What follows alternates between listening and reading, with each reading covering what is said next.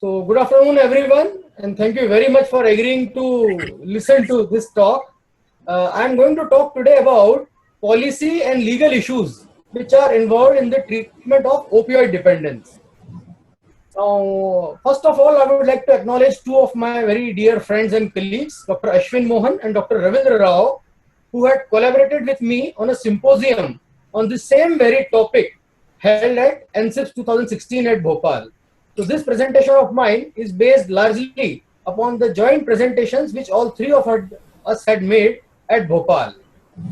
About this particular talk, I am going to initially talk very briefly about the international drug regulatory framework and is it working, but large thrust will be on the Indian scene and particularly the implications for us as mental health professionals, the day-to-day issues which we encounter while providing treatment to our patients. So coming to the international issues first, if we see the global dimensions of illicit drugs, for last many decades, many years, the prevalence of drug use in the world, entire world, has remained largely stable. In fact, you keep hearing about the drug use prevalence is increasing, etc. The data does not support that. Largely, around 5% prevalence of annual prevalence of drug use has remained, and the prevalence of problem drug use, which means people who get into problems because of their drugs addiction or people who need treatment, that prevalence is also remained stable at around 0.3%, which means though a large number of people may be using drugs, only a small proportion of them have used drugs in a problematic manner. And also most of these drug users in fact use cannabis, which has not caused them much of problem. If we see as the drug which are primary drug of concern, drug which brings people to the treatment services, they are opioids. So world over, though a large number of people may be using drugs, it's the opioid drugs which cause dependence and which brings people into the contact of treatment providers. So what we call as narcotic drugs have had a long history of use throughout the world. Basically, the plants have been the source of these drugs, be it opioids, cannabis or cocaine. All of them come from plants. Humankind has learned how to use these plants for various medicinal, recreational, social, cultural purposes for a very long time now. In our own country, we have been using bhang, charas, ganja and oral opium, afim, in many parts of the country for a very long time now. So basically, using these substances has been a part of socio-cultural fabric in many parts of the world.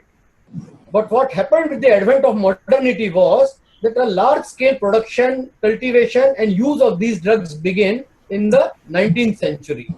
And that's when India was one of the biggest producers of opium, and British government used to sell this opium to China, which led to major British-China wars and which led to a thinking at the global level of doing something at the international level so that drugs can be controlled. So one thing led to another, and finally it all culminated into the three most important international drug treaties. These are really historically very important ones, and also important because all the countries of the world which have signed these treaties are obliged to base their national policies and laws on the basis of these treaties only. So in the 1961, we had something known as Single Convention on Narcotic Drugs, which was historical because first time in the history of world, they made non-medical use of narcotics a criminal offense. This was unheard of in most parts of the world. How can just using a substance become a crime? But that's what this particular convention did, and hence it led to criminalization of drug use. In the 1971, this was extended to synthetic drugs also. So, which means the psychotropic substances, pharmaceuticals. In 1988, this was further extended to precursor chemicals also. So, which means not only natural products, not only artificial products, but even precursor chemicals are also under tight international control. And finally, in the year 1998, the World General Assembly again met and decided that over next 10 years, by 2008, they will achieve a significant reduction in supply and demand of drugs between 1998 and 2008. So let's see what happened in these 10 years. In 1998, these were the figures for number of users of these drugs in millions, and these were the figures in 2008, which means Over the 10 years, the prevalence actually increased, it did not decrease. In other words, gradually the realization kept seeping in that the international drug regulatory framework is not working. Largely, the principle of regulatory framework should have been achieving a sort of balance, a balance between curbing the misuse of these drugs and ensuring that they remain available for medical and scientific purpose. However, over the decades, the way the regulatory framework has been implemented throughout the world, it has led to a large emphasis on just curbing misuse, which means supply control activities, but ensuring availability of medicines and drugs for medical and scientific purpose, that has been relegated to the background. And that's why today we have the strange situation where illegal drugs are available, but medications to treat those illegal drugs, they are not very easily available, which has implications for us in India. All this has led to a so-called war on drugs. Billions of dollars were pumped by the developed countries in fighting against drug menace, but now this myth is being mustered. Globally, it's being recognized that the war on drugs has failed. And let's hope what happens now, because just next month, in April 2016, all the world leaders are meeting again in New York for a special session of United Nations General Assembly.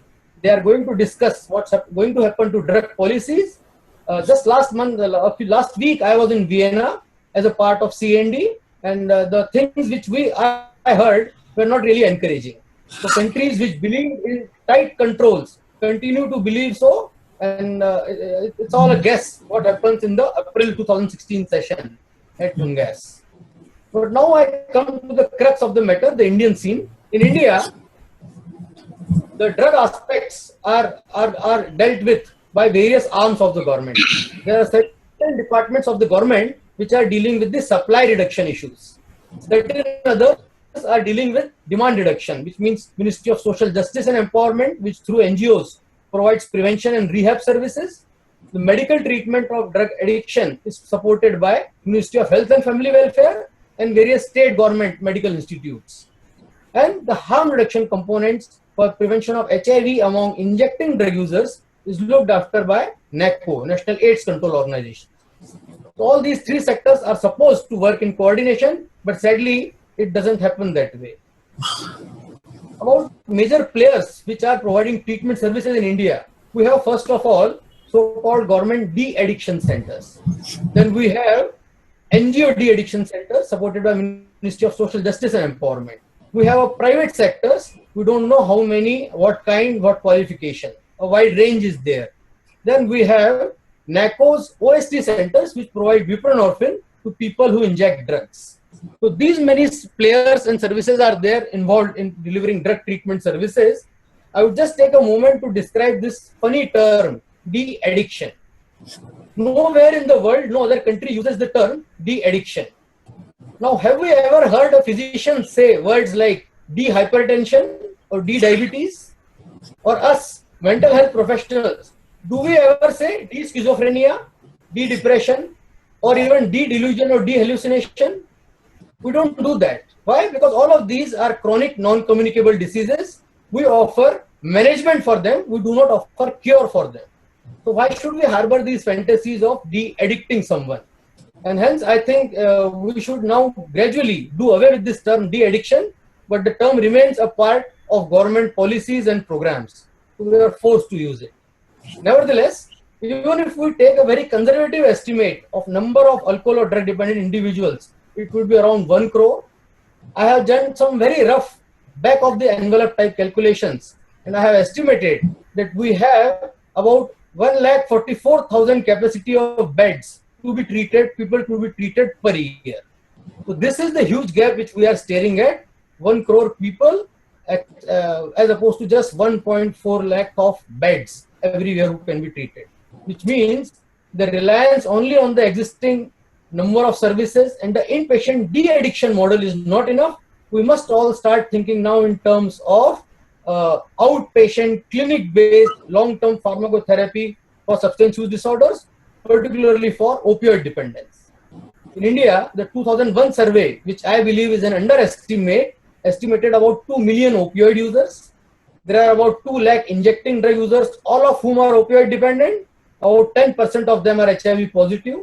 And our clinical practice guideline of Indian Psychiatric Society also says that opioid agonists should be used as first line of treatment for treating opioid dependence. So this is the background with which we should see whether our laws and policies actually facilitate treatment of opioid dependence or not. I would just like to take a moment here and highlight the particular issue of opioid dependence treatment from one of our recent surveys in Punjab.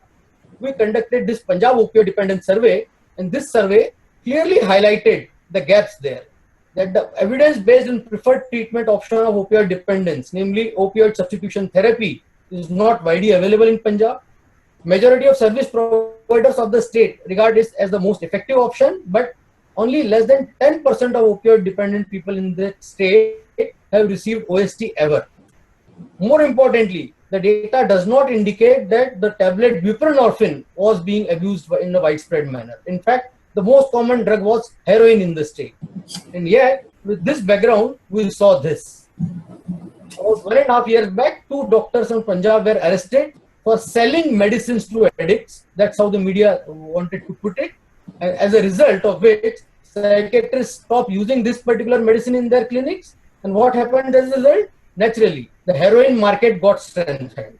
So our laws and policies, by preventing us, the mental health professionals, from providing effective evidence-based treatments, actually end up strengthening the illegal drug market, which is a sad thing. Now, I will just briefly talk about some of our policies and laws. We do have something known as NDPS policy. This is different from NDPS Act, which is a law. This is just a policy. It does talk about a combination of supply, demand, and harm reduction approaches, though harm reduction is very reluctantly endorsed. In fact, that prompted us to sort of write an article in the International Journal of Drug Policy, and many experts have really criticized this NDPS policy of India, which is very restrictive and retrograde in nature. But coming to the Act, the NDPS Act, which all of us are familiar with, the important highlight of this Act is that it makes drug use also a crime in line with the 1961 Convention, and which means that people who use drugs, they are seen as criminals. Though the Act has a provision for providing treatment in lieu of jail term for drug users, but onus is on the person to prove that he is a drug user, not a trafficker. Now imagine someone caught with just 1 pudiya of heroin in his pocket. How will that person prove in the jail that I am a drug addict, I am not a drug trafficker? That becomes a major problem with this law in this form. Now this law has also been amended a few times. There was 1988 amendment which led to much more stringent punishments. 2001 amendment sought to bring in some sort of rationalization based upon the quantity which has been found with a person. But the most important for us has been this 2014 amendment, which classified some drugs as essential narcotic drugs. More on this later. Later in the presentation, I will talk in slightly more details about this. But about the specific medicines which are required for treatment of opioid dependence, I am going to largely talk about methadone and buprenorphine, which have been listed as narcotic and psychotropic respectively under the 61 and 71 Convention. I am going to talk briefly about both these medicines and their legal status in India, buprenorphine and methadone. Coming to buprenorphine first. Now, buprenorphine, interestingly, was approved as an analgesic in the year 1986. And very soon as it was approved, in the first year itself, we started getting reports of its abuse in the injection form. So, which means the drug did really have abuse potential in its injectable form. We started using, AIM started using this tablet, which was available as analgesic for the purpose of addiction treatment of opioid dependence from the year 1989 onwards itself. But by 1999, we were able to convince the drug controller that a higher strength of this tablet, 2 mg, was required for addiction treatment, which got approval. In 2004-05, we got approval for Buprenorphine-Naloxone combination. And this drug has been covered in both NDPS Act as a psychotropic and Drugs and Cosmetic Act because it is the medication. So it's been listed as under Schedule H1. The specific regulation for this Buprenorphine-Naloxone, it says by drug controller's order that This preparation shall be supplied only to the designated de-addiction centers set up by Government of India, funded by Ministry of Health or Social Justice and Empowerment, and hospitals with de-addiction facilities. Also, a list of such centers should be made, etc., etc. Now, this caveat does not apply to any of the known other medications in this particular schedule. And whether this particular caveat, this particular order is legal, does it have a force of a law or not, that is also a disputed issue at this moment. So if you look at the regulatory issues, the term hospital with de-addiction facilities has not been defined anywhere. In other words, there may be an interpretation that a private practitioner who has a clinic which offers treatment for addiction is also a de-addiction facility. There is also no definition of a center. What do you mean by a center? Does a center means multidisciplinary place? Does it mean only one person can run a center, or so on? And this lack of clarity has led to so much of controversy and different interpretations by government, which has led to harassment of psychiatrists. So the two vital issues for us to consider are: can physicians, doctors in India use buprenorphine irrespective of whether they are using it in private or government, inpatient, outpatient, they are general or specialist, whether they are clinic or center, individuals or institutions, and so on. And this condition supplied to de-addiction center only, is it a legal condition or not? If we look at carefully at the Drugs and Cosmetic Act of 1940, it says that for any special condition for a new drug lasts for the period of 4 years. In those 4 years, if a new condition has not been set, that means the condition is no longer valid.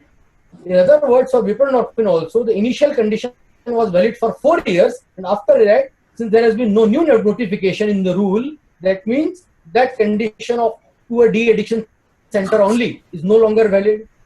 Also, it has been said that supply of drugs specified in this particular schedule to practitioners or dispensaries shall be made only against a signed order in writing, which means the only document you require to procure buprenorphine is a signed order in writing by you to the manufacturer or to the supplier. There is no other legal binding under the Drugs and Cosmetics Act. Also, the Act says that the license which will be required should not be required by a hospital, medical, educational, research institute, etc. for the purpose of supply to his patients, which means to supply this particular drug to your own patients, you do not require a specific license as per the Drugs and Cosmetic rules. And the Schedule K clearly says that RMPs can supply drugs to their own patients, which means so far under the Drugs and Cosmetic Act, we have not seen anything which specifically prohibits a practitioner or a doctor from procuring and providing this medicine to their patients. So RMPs can, by this provision, they can dispense buprenorphine to their own patients. So let's look at the NDPS Act and rules. In the NDPS Act, it has been listed as a psychotropic, and its act says that its usage, etc., is prohibited except for medical or scientific purpose. Now, clearly, if a doctor is providing this medicine to his patients, that is a clear medical and scientific purpose. Then no person shall possess, sell, or use any of this substance except in accordance with Drugs and Cosmetic rules. We have already seen Drugs and Cosmetic rules. They do not prohibit explicitly usage of this particular drug for treatment of their patients. Also, the NDPS rules for transport of these drugs also says that if the drug is being supplied to a medical practitioner, etc., the incorporating license number of consignee shall not be applicable, which means the license part is also not applicable to doctors, medical practitioners, or medical institutes. So the law so far has been very clear that doctors can procure, stock, and dispense buprenorphine to their patients. There has been no special provision under the NDPS use of either buprenorphine or any other psychotropic substance. There is no mention of any restriction on type of formulation, injection or sublingual, etc., or where you can use it. There is no definition of a de-addiction center or hospital with de-addiction facility. That has been the legal position so far. So what are the key takeaways for buprenorphine? Under the force of law, that is, physicians are empowered to prescribe and dispense opioid substitution treatment using buprenorphine. For in India, the condition for supply to de-addiction center only does not have the force of a law. This condition is only has been a communication from the drug controller's office to the manufacturers and suppliers. It has not been notified as a rule under the Drugs and Cosmetics Act, which is an important legal provision. And in fact, the psychiatrist who was jailed in Punjab fought the case on this particular ground, that NDPS Act is not applicable to me. The judge has agreed in this favor, and hence the particular psychiatrist has been granted bail. That NDPS Act is not being violated in this particular case. So current provisions of law as it stands today permit RMPs to stop, prescribe and dispense buprenorphine for medical purpose to therapy. This was about buprenorphine. Now we come to methadone. Methadone, the manufacturer to make it was given specifically as treatment of opioid dependence in the year 2009. And this is interesting because buprenorphine came in India as an analgesic and later became a kind of treatment. Methadone came only for the purpose of addiction treatment. We initiated a pilot project with university support at these 5 hospitals across the country in methadone. And our experience with this project suggested that the process was very stringent for procuring, storing and transporting it as compared to buprenorphine, because it was classified as a narcotic. And also there was a lot of license raj, which was different in different states. In different states, there were different mechanisms. In Punjab, the state drug controller's office. Delhi and Manipur, it was excise office. In Mumbai, it was again drug controller's office. And these licenses had to be renewed annually for all hospitals for just possessing these drugs. So an inspector will come to your hospital, will inspect the site where you are locking it and storing it. Every year you have to renew your license. All this is the process which we are complying with so far. Every time you transport it from place X to place Y, there has to be a license which has to be applied for and obtained. So it was really a tedious process. And that's why there was requirement of a sea change in this law, which fortunately happened in the NDPS amendment of 2014. In the last working day of last parliament, this amendment to NDPS Act was passed, and that led to an increase in quantum of punishment for small quantities of drugs, but some drugs were notified as ENDs, essential narcotic drugs, so that they are available for medicinal purpose, for pain treatment and addiction treatment. And also, these power to frame rules for essential narcotics get taken away from the state governments, and these powers will now be with the central government, which means in the entire country, there will be only one set of rules now governing the procurement and availability of essential narcotic drugs. Now, this amendment largely came due to efforts from palliative care lobby, because they required morphine for the treatment of pain associated with cancer. But we also sort of piggybacked upon them. At the final stages, we were able to advocate that these narcotic drugs are required for the treatment of opioid dependence as well, particularly methadone. And hence, there was some news items also about this. NDPS, the Gazette notification specified that essential narcotic drugs, including methadone, will now be under this act. Medical institutions which can be used it has been specified as a person who can use it. Who is the medical institution? Any hospital, dispensary, clinic or any institution that provides treatment services, which may be government, municipal corporation or Zilla Parishad, or any person or body of persons. So in effect, anyone, any agency, any individual can become a registered medical institution to provide methadone treatment. It just have to become a RMI, recognized medical institution. For RMIs also, it's only the NGOs which will have to apply to state drug controller for being recognized. Government institutions have been exempted for it. So again, the process has become very easy and simple for anyone. RMI will have to designate a particular person or persons who are trained in opioid substitution therapy for the purpose of using methadone. That has been the specified procedure so far. There are specific formats which have been prescribed. The records need to be preserved for some time. And this RMI must submit its annual estimated requirement. So it can't mean that you just buy many tons of methadone every year. You estimate your requirement, apply, you get your license, and then you can procure that much. But important point is you can still revise your estimates in between the year. If you think you have more patients, you require more medicine, you can revise those estimates. So the process has really become very doctor friendly. The registered medical practitioner is just any medical doctor who has received training in OST for prescription of methadone. The ENDs can be sold by licensed dealers to almost anyone, including a chemist and person authorized by a drug controller. Also, which means ENDs can be stocked by chemists, RMPs can prescribe them, chemists can sell ENDs on their prescription. But there are still some unanswered questions. Process of recognizing the RMI is still not very clear. We, NDTC AIMS, have been asked to develop standard operating procedures for that. We have submitted our draft standard operating procedures. I'll just give a very quick highlight of those SOPs. In fact, a workshop was organized by Department of Revenue and Opioid Dependence Treatment, NDTC AIMS, Indian Psychiatric Society, Indian Association of Private Psychiatry, and some civil society NGOs. They participated in it. So the proposal, I will be very quick with this. In terms of infrastructure, we are saying that institution should have just minimum room for these three activities: consultation by doctor, storage space for dispensing, and space for storage of these medicines. The staff at the minimum should be a doctor, plus a nurse or a pharmacist, and a counselor.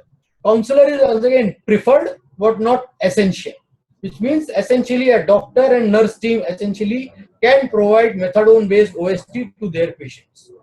They need to provide assessment, diagnosis, and prescription dispensing services. Dispensing has to be only daily observed. So for methadone, there is not going to be a take-home treatment in any case. Psychosocial interventions are preferred but not binding. There has to be emergency preparedness as well. There are other considerations also. We have done some calculations. We have estimated that there should be one dispensing staff for every 100 patients, and this much is the quantity each center should be able to very sufficiently procure and stock with them. For training, we have proposed that we will conduct classroom training as well as online training. Online training program is proposed to be developed on using methadone for treatment of opioid dependence. These will be conducted by experienced institutions which have clinical and training experience. Progressively, this mechanism will be scaled up so that there are more training institutions in the country. So licensing norms have definitely become much more easier for methadone now with this passage of new law. Who all can provide methadone maintenance treatment? Practically anybody, provided they are registered, they have adequate staff, and they have undergone training for opioid dependence treatment. Take home, absolutely no for methadone at all. Can it be stocked in a chemist shop, provided that due norms and records are followed, and chemists sell only from a prescription from our end. There are still some unanswered questions. Chemists will now have no mechanism of knowing whether the prescription is from a trained doctor or not. So those loose ends need to be still tied up. So in conclusion, I can only say that these are both methadone and buprenorphine are most effective treatment of opioid dependence known to mankind so far. The existing Indian regulatory systems are very conflictual in nature. Lots of confusion among service providers, law enforcers. That's why doctors and patients both are harassed.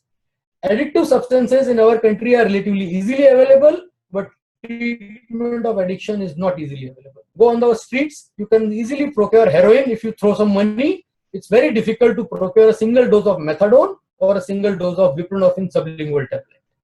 We, the professionals, have a duty to play the role of not just service providers, but also strong advocates, so that legal and policy reforms are instituted, which help us so that we are able to help our patients more effectively. With this, I'll end with this slogan: that drug abuse is bad, but the drug was is enough worse. Thank you very much, ladies and gentlemen.